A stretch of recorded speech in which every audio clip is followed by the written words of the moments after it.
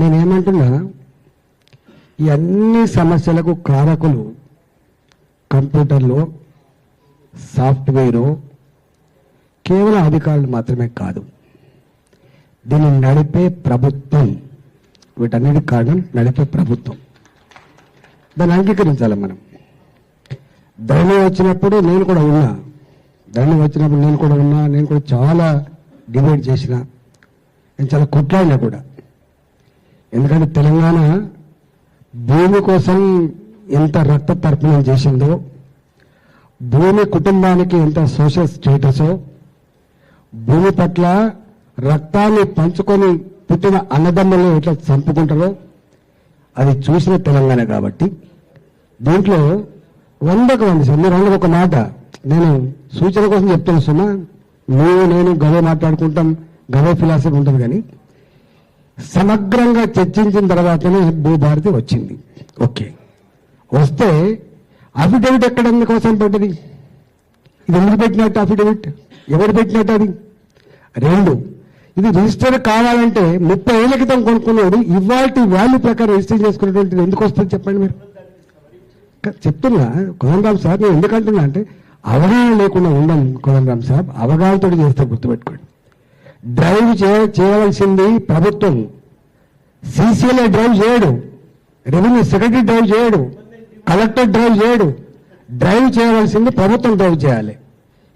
ఎందుకంటే ఇంతకుముందు వక్తలు చాలా మాట్లాడిండ్రు, అనేక సమస్యలు ఉన్నాయి, ఇదొక సమస్య.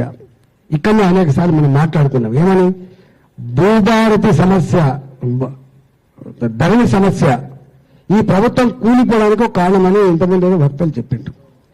ఇంత 60 లక్షల మంది రైతులకు సంబంధించిన ఇలా ఇంకొకరు ఉన్నారు, వారు నరసింహరెడ్డి గారు 80% పరిష్కారం అయింది, 15% అని చెప్పి 80% విధంగా పరిష్కారం అంటే మళ్ళీ మళ్ళీ భూభారతి వచ్చిన తర్వాత కూడా 70 లక్షల మంది దరఖాస్తు చేసుకునే పరిస్థితి ఎందుకు వచ్చిందో మనం ఆలోచన చేసుకోవాలి.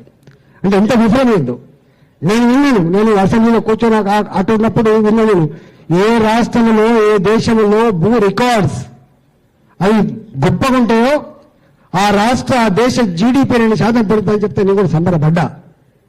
కానీ జరగలే. పేరు మేలు పేల పడ్డారు, తుంటెత్తేసి ముద్దెత్తుకున్నట్టు అయింది అనేటువంటి ఫీలింగ్ వస్తుంది కోదండరామ్ సార్. నేను మల్కాయిలో ఉంటే మీకు తెలుసు, నాకు నిత్యం ఇదే సమస్యలు వస్తాయి, దాన్ని అర్థం కాకనా? అర్థమైతే తప్పకుండా, అర్థం కాకుండా ఎందుకుంటుంది? బుక్కుపాదం ఎప్పుడో 1984 150 గజాల్లో 100 గజాల్లో కొనుక్కున్నాడు. నీకు తెలుసు, సింగరేణిలో ఉన్నాడో ఇంకెక్కడో ఎక్కడో చిన్న కొనుక్కుంటాం. అప్పుడు ఇల్లు కట్టుకోవడానికి ఆస్కారం ఉండదు, ఎందుకంటే అక్కడ మనుషులు నివసించే స్థలం కాదు కాబట్టి. 10 గజ 10 రూపాయల గజ 20 రూపాయల 20 ఏళ్ళకో 30 ఏళ్ళకో అక్కడ ఒక ఇల్లు కట్టుకునేటువంటి అవకాశం వస్తే, వాడు ఇల్లు కట్టుకుంటే ఇంకొక బ్రోకర్ కొడుకు వచ్చి దాన్ని పట్టా చేయించుకొని, అరే నీకేం లేదురా అంటే ఎన్ని మాటలు చెప్తుంది సార్. ఎన్నడికి నాతో కొట్లాడలేవును, నేను నెగ్గలేవును, కోర్టును నేనే చేస్తా, నా దగ్గర డబ్బులున్నాయి, నా దగ్గర పోలీసు కంట్రోల్ చేసే కెపాసిటీ ఉంది, నాకు అందరు ఎవరు గెలిచినా నా వల్ల అని చెప్పండి మాట వస్తుందంటే ఎవడు కంట్రోల్ చేయాలి? చట్టం ఉంటుంది కోదండరామ్ సాబ్, చట్టం ఉంటుంది. కానీ చట్టం ఎవరి చేతిలో ఉంది, ఎవరి కోసం అమలు చేయబడుతుంది చాలా ఇంపార్టెంట్. ఇవాళ అంటున్నా అన్ని చట్టాలు ఉన్నాయి, కానీ ప్రజలను ఆదుకునేటోడు మాత్రం లేకుండా పోతే ఆ చట్టం కూడా చట్టబడని అవుతుంది. ఇవాళ నేర్చుకునే సత్యం కాబట్టి ఇవాళ ఏమి లేదు. బాధ అనిపిస్తే దుఃఖం అనిపించేటువంటి మాట ఏంటంటే, ఇవాళ ఎక్కడో కాడ ప్రభుత్వం నిజాయితీ ఉంటే గతంలో లేదని మనం ఓడగొట్టాం. ఇవాళ నిజాయితీ ఉంటే ఇవాళ హైదరాబాద్ చుట్టుపక్కల నేను కళ్ళారు చూస్తా కోదండరామ్ సార్, ఎన్నెన్ని భూములు ఎంతెట్లా దళితుల భూములు అయితే ఇట్లా గుంజుకుంటా అంటారు. వాడు ఏమో అది ఉండదు. నువ్వు రోడ్ల మీద వాళ్ళ భూములే గుంజుకుంటావు, గవర్నమెంట్ కాలంలో వాళ్ళ భూములే గుంజుకుంటావు, డౌన్ బెడ్రూమ్ కట్టడంలో వాళ్ళ భూములే గుంజుకుంటావు. మీకు తెలుసు కదా. నేను అడుగుతున్నా, భూమి సమస్య ఇంత గంభీరమైన సమస్యను అంగీకరించడం కదా, పక్కకున్న ఆంధ్రప్రదేశ్ ఏం చేసింది చెప్పండి, ఈ పక్కకున్న కర్ణాటక ఏం చేస్తుంది చెప్పండి. అసైన్మెంట్ భూములు బీదలకు ఇచ్చినవి 20 ఏళ్లకో 15 ఏళ్లకో వాళ్ళకి పర్మనెంట్ చేస్తున్నప్పుడు ఇక్కడ ఉన్న ప్రభుత్వం అంతకుముందు ఇచ్చిన ఎవరో మీకు తెలుసు, ఎందుకు ఇలా వాళ్ళకి హక్కులు కలిగించలేకపోతుంది. ఇవాళ ఏంటన్నా హైదరాబాద్ లో మీకు తెలుసు, నాకు తెలుసు. నా ఊర్లో 2 లక్షల రూపాయలు ఉన్నాడు కూడా హైదరాబాద్లో 10,000 రూపాయలకు ఎకరం ఉండేటువంటి పరిస్థితి. నా దగ్గర 100 రూపాయలు, ఇక్కడ 10,000. ఇవాళ అది 10 కోట్లయింది, 20 కోట్లయింది. భూముల వాల్యూస్ పెరిగిన తర్వాత గీ దళితులకు గింత వాల్యూ భూములు ఎందుకున్నాయని చెప్పి ఇలా అనేక రకాల గుంజుకుంటా ఉన్నారు. ఇలా లక్షల ఎకరాల భూములు కొత్త 400 గజాలు ఇస్తాం, 600 గజాలు, అదొక మాట. ₹1 కూడా కంపెన్సేషన్ కూడా గుంజుకున్నారు గతంలో. మీ గజాల్లో ఏం జరిగిందో మీకు తెలుసు. ఎన్ని వేల ఎకరాలు గుంజుకున్నారు. ఇవాళ నేను అడుగుతున్నా, ఇక్కడ కూడా ప్రభుత్వానికి కనుక నిజాయితీ ఉంటే అందరం అన్నాం రా. నేను అటెండ్ 25 ఏళ్ళుగా ఉన్నా సార్. నేను 25 years కాన్స్టెంట్గా ఉన్నా. ప్రతి రెవెన్యూ సదస్సుకి గ్రామీణ ప్రాంతాల్లో పోయేది. అక్కడ ఎట్లా పరిష్కారం అయ్యేది చూసినాం. ఇవాళ కరప్షన్ అంటున్నాం, అధికారం ఇంటలే అంటున్నాం. ఎవరు వినిపించాలి చెప్పండి మీరు. మా చేతిలో కలెక్టర్ లేరు, మా చేతిలో సీసీఐలు లేడు, మా చేతిలో ఎంఆర్ఓ లేడు. చెప్పండి. మొత్తం ప్రభుత్వం ఇలా ఎన్నికలైనప్పుడు అందరం వచ్చి బ్రహ్మాండ ఉపన్యాసాలు ఇచ్చిపోతాం. ఇది చేస్తాం, అది చేస్తాం. ఏ కెపాసిటీ చేస్తావు ఇక ఎందుకు అమ్మని తెలియదు. అది ఇంపార్టెంట్. అందుకని ఇవాళ ప్రయత్నం జరుగుతూ ఉంది. నేను ఆ ఓటులోకి పోయి ఎన్ని దరఖాస్తులు వచ్చినాయి, ఎన్ని లక్షల ఎకరాలు పోయింది, ఇవన్నీ దొరికిపోతున్నాయి.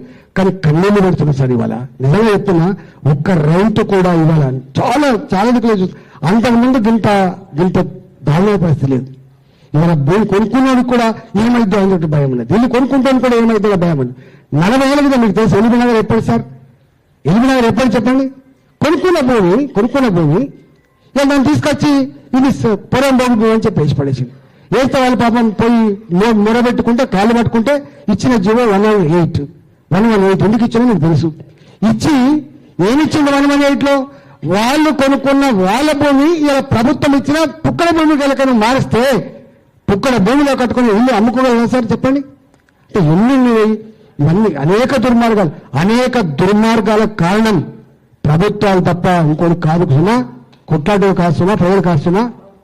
ఇవాళ వాళ్ళకు రావాల బుద్ధి, వాళ్ళ మీద ఫైట్ చేయాల్సిన అక్కర్లేదు. తప్పకుండా చేస్తే తెలంగాణ ఎప్పుడు నీడబోయే తెలంగాణ కాదు, చేతులు కట్టుకునే తెలంగాణ కాదు. సందర్భం వచ్చినప్పుడు ఎప్పుడు ఐక్యమైతే మళ్ళీ ముందు అవుతుంది. అనేకం నేను చట్టసభలో పనిచేసినాడు. నాకు తెలుసు చట్టం దేవుడు చేయడు, చట్టం ప్రభుత్వాలు చేస్తాయి. ప్రజలు ఎన్నుకున్న ప్రభుత్వాలు చేస్తాయి. ఆ చట్టాలు ప్రజల కోసం చేయబడతాయి, ప్రజల అవసరాల కోసం చేయబడతాయి, ప్రజల సమస్య పరిష్కారం కోసం చేయబడతాయి తప్ప ప్రభుత్వాలు ప్రజల సమస్యలు జట్లం చేయడం కోసం ప్రభుత్వాలు ఏర్పడవు. గది నేను నేర్చుకున్నా. కానీ వాళ్ళ ప్రభుత్వాలు ఏ చట్టాలు చేసినా అవి చక్కగా చేస్తలేవు. ఆ చక్కగా లేకపోయినా కూడా అమలు చేయడం ఎక్కడో లోపం ఉంది కాబట్టి, నిజాయితీ లేదు కాబట్టి, చిత్తశుద్ధి లేదు కాబట్టి, పేదలంటే భయం లేదు, ప్రజాస్వామ్యం అంటే భయం లేదు కాబట్టి దుర్మార్గంగా చిల్లరగా వ్యవహరిస్తుంది కాబట్టి అది జరుగుతూ ఉంది. తప్పకుండా ఇవాళ మనందరం పార్టీలు ఏదైనా కావచ్చు కానీ రాజకీయాలు ఉంటాం పోతాం కానీ